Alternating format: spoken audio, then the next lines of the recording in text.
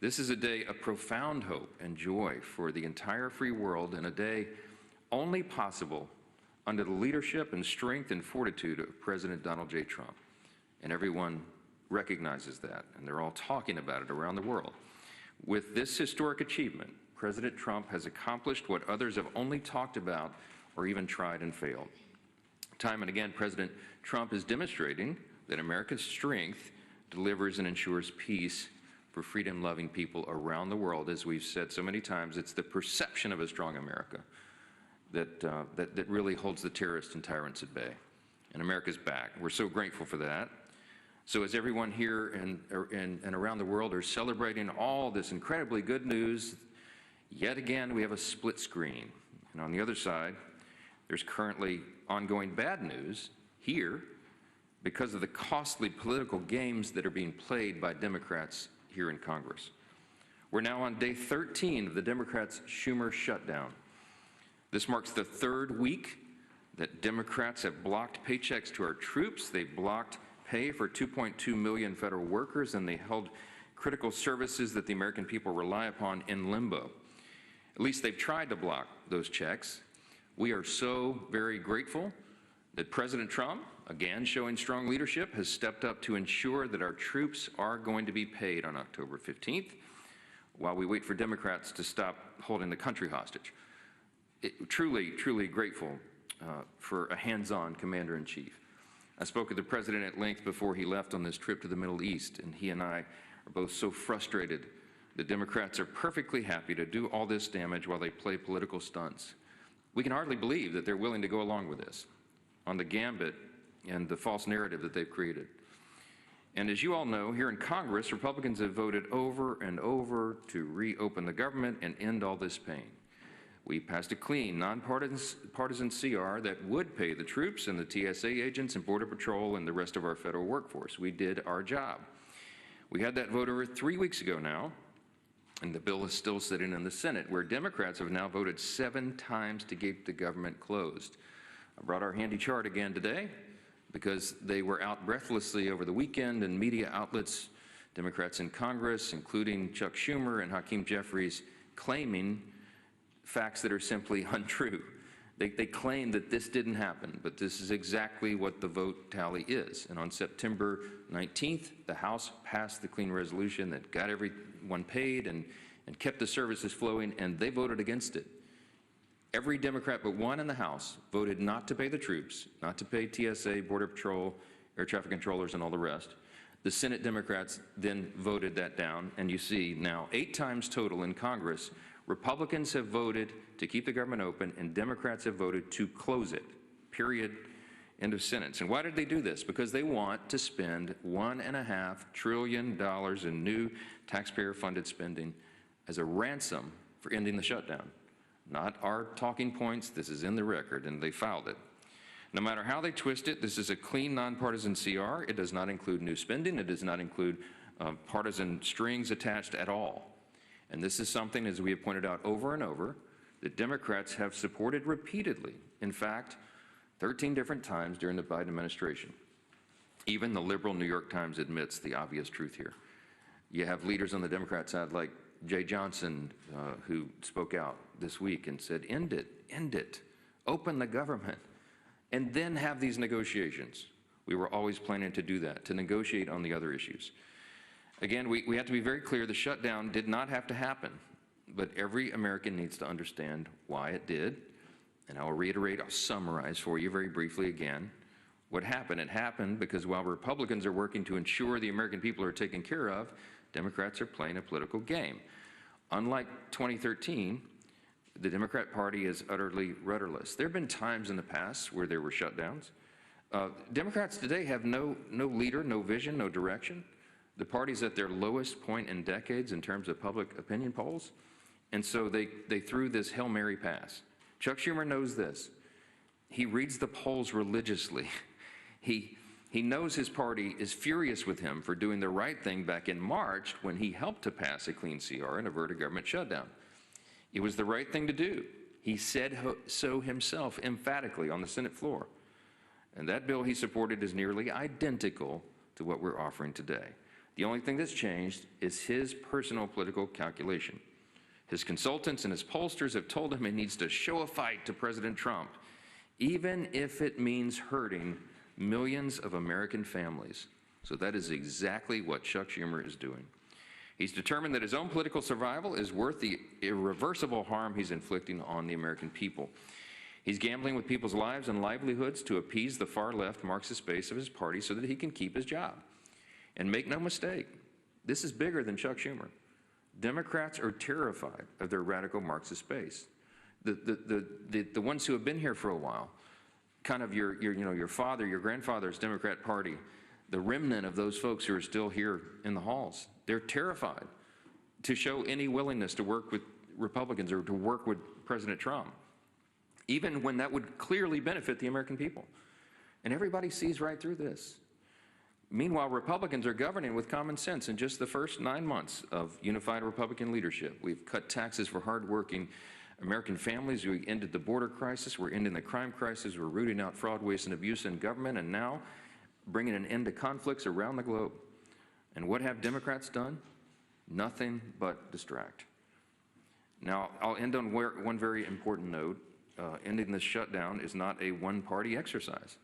Republicans do have control of Congress, quote unquote, but it still takes 60 votes to pass a funding bill in the Senate. All of this is the way the founders intended the process to work. Any Democrats who suggest otherwise are willfully misleading the American people. Chuck Schumer gave a speech on the Senate floor, I think it was on Friday, looks right into the cameras and said, Republicans are in control, and this is all on them. He knows full well that it takes 60 votes, and we only have 53 Republicans in the Senate. There's already a bipartisan majority in the Senate that supports our clean CR. There are two Democrats and one independent who caucuses with Democrats, 3 Democrat votes total, who have gone along with Republicans and using common sense to keep the government open. We need 5 Senate Democrats now to break ranks and do the right thing. The only ransom here is the $1.5 trillion that Chuck Schumer is demanding from the American people. And you've all heard our Democrat colleagues demand that Republicans come to the table to negotiate. But as I've said time and time again, I don't have anything to negotiate with. We don't have any partisan policy riders that I can remove from the funding bill because Republicans didn't include any. It is a truly clean, nonpartisan short-term CR. They don't really want a negotiation. It's just a talking point. They're not interested in negotiation. Again, look at their counter proposal.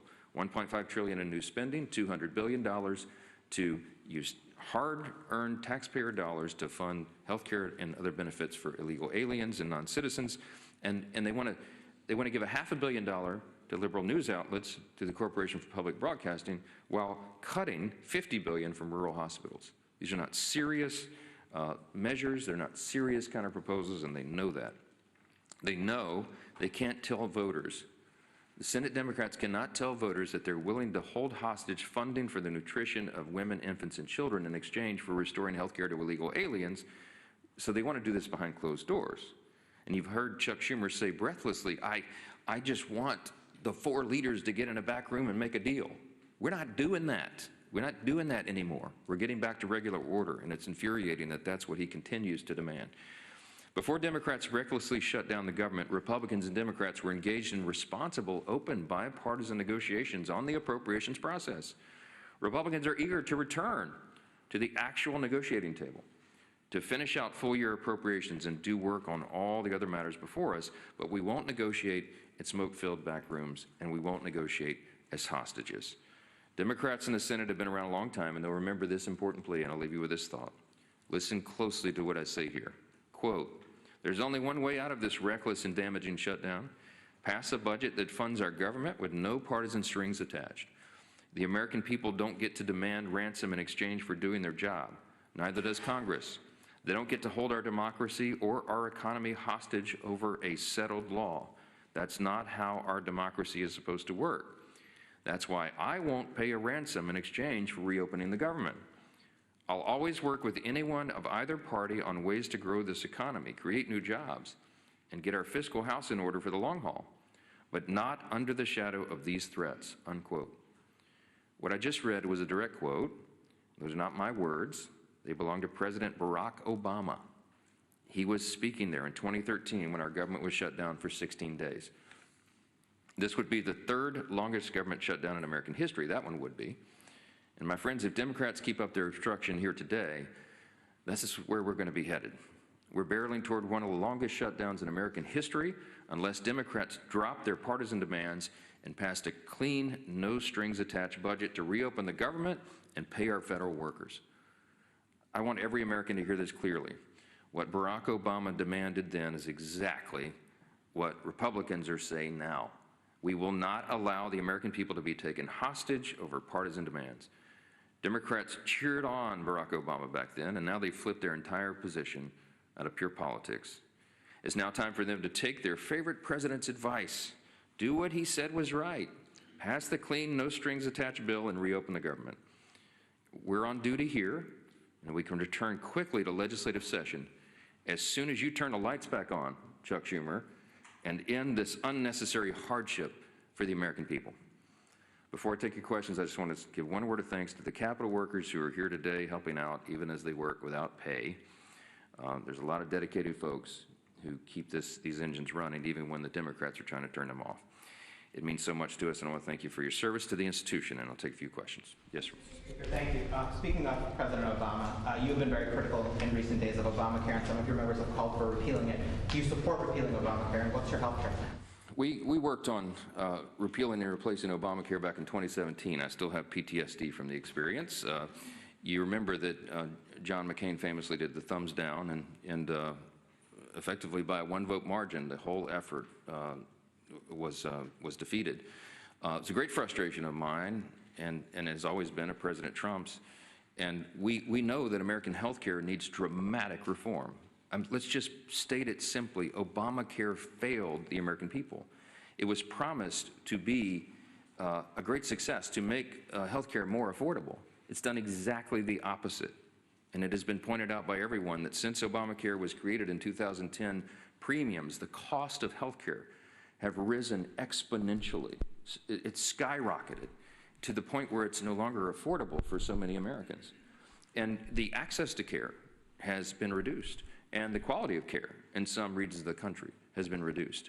We have to reverse all of that, and we have plans to do it.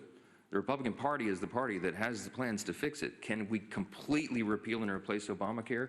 Many of us are skeptical about that now because the roots are so deep. It was really sinister the way, in my view, the way it was created. I believe Obamacare was created to implode upon itself, to collapse upon itself.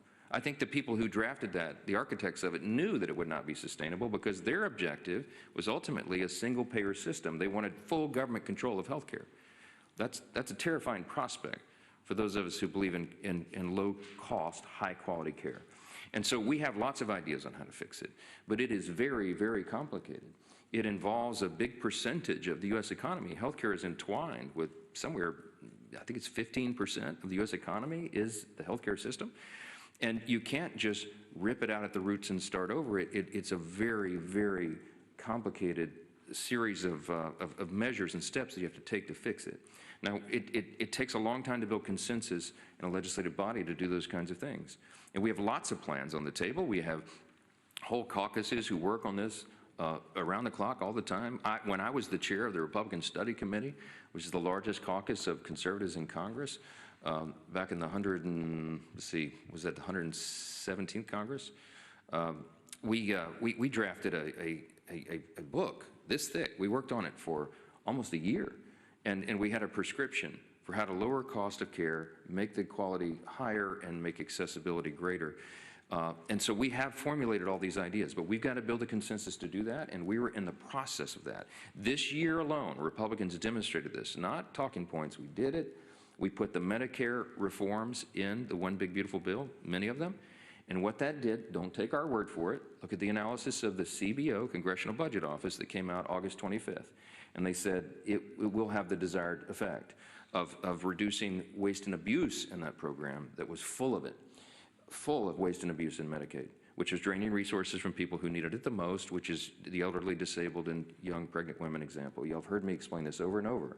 But we took all these millions of ineligible recipients off of Medicaid. That's going to be the effect of the one big beautiful bill, the Working Families Tax Cut, and it's going to reduce the cost. It'll save $185 billion is the estimate of the CBO, just for those initial reforms. So it's a long answer to a simple question. We have to fix healthcare in America, and we have ideas to do it. But we have to have government open and operating to do that. I cannot snap my fingers and go in a back room with Chuck Schumer and say, oh, here's the magic fix for it. It's not how it's going to work. The COVID-era Obamacare subsidy that they're all talking about is supposedly the issue of the day. It doesn't expire until the end of December. And by the way, it is the Democrats who created that subsidy who put the expiration date on it. They did it all on their own. Republicans weren't involved in that at all. They put an end date on it because they knew that it was supposed to be related to COVID. And it's become a boondoggle. It's a subsidy for insurance companies. When you subsidize the healthcare system and you pay insurance companies more, the prices are increased. That's been the problem. So if indeed the subsidy is going to be continued, it needs real reform. But there's a lot of ideas on the table to do that. Probably 100 different ideas on how to fix it, but we can't do that overnight. That requires the month of October and probably part of November to get the consensus built around that. So it is impossible. It is impossible and it is inappropriate for Democrats to demand, they know what they're saying isn't true, to demand that should be part of the negotiation today for a simple continuing resolution. And all of you know that. You're here in the building. You know how this works. You know how complicated this is. That is not a deliverable, and they know it. They chose that issue because they thought it would sell well in the public and it would show that they're fighting Trump. It's all a big facade. I'm so frustrated by it. Yes, ma'am. Thank you, Mr. Speaker. We know the president moved forward with mass layoffs. So we are also learning there were significant cuts to staff at the special education services. Are you comfortable with those cuts? I haven't seen the specifics of that, and I don't know. I do know that each of the cabinet secretaries were asked to assist OMB to determine what the most essential programs are and what the priorities are for the policies and all of that. And I've been so busy on all this, I've not had a chance to dig into the details of each division and how it's happened.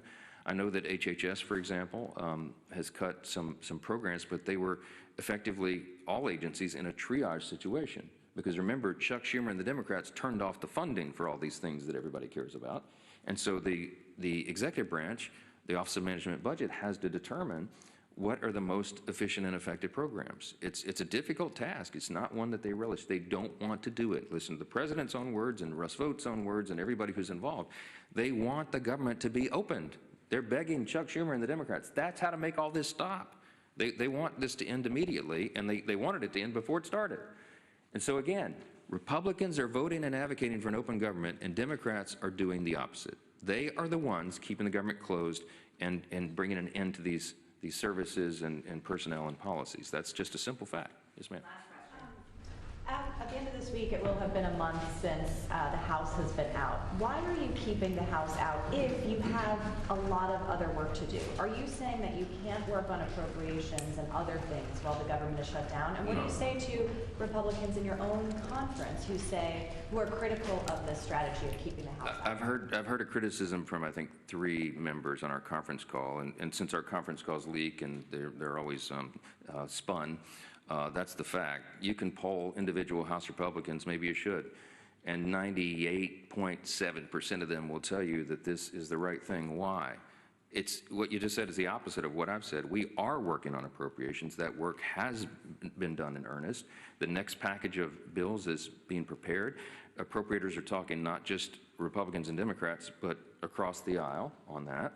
And we can move all that forward. Right now, the House Republicans, I don't know what the Democrats are doing, but the House Republicans have been very busy. They're doing some of their best work in the district, helping their constituents navigate this crisis that's been created by Chuck Schumer and the Democrats. The Schumer shutdown causes real pain for real people, veterans, the elderly, people who rely upon these services, our rural hospitals that have been struggling. Our members are out helping them to access the Rural Hospital Fund that we created and that the president signed into law on July 4th that no Democrats assisted on. Chuck Schumer wants to take those funds away. They're trying to make sure that the rural hospitals can access them.